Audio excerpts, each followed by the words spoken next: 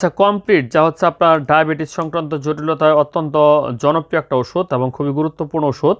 সেক্ষেত্রে অনেকেই দ্বিধায় আছেন যে ওষুধটা রমজান মাসে কখন খাবেন, কারণ এমনিতে তো আপনাদের সকালবেলা এই ওষুধটা খালি পেটে গ্রহণ করতে হয়।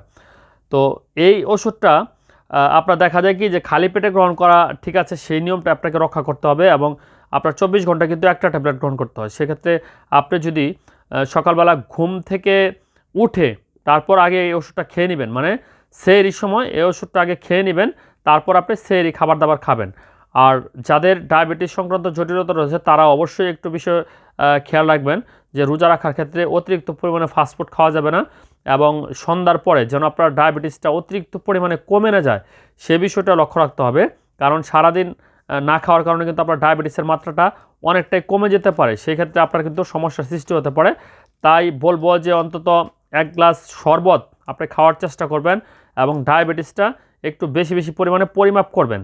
আর খাদ্য তালিকায় এমন খাবার রাখবেন যেগুলো আপনার ডায়াবেটিসের জন্য নিরাপদ, বিশেষ করে ফাস্টফুড জাতীয় ভাজা পোড়া তৈলাক্ত খাবার এড়িয়ে চলবেন। ইনশাল্লাহ আপনি দেখবেন যে রোজা সবগুলোই আল্লাহ তাআলার রহমত করলে আপনি রাখতে পারবেন, কোনো প্রকার সমস্যা হবে না।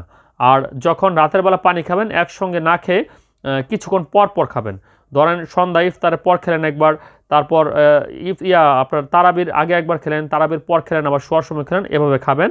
এবং সেহরির সময় খাবেন, সেহরির সময় উঠে একবার ওষুধ খেলেন, পানি খেলেন, তারপর 10-15 মিনিট পরে আপনি সেহরি খেলেন, খাওয়ার পরে খেলেন।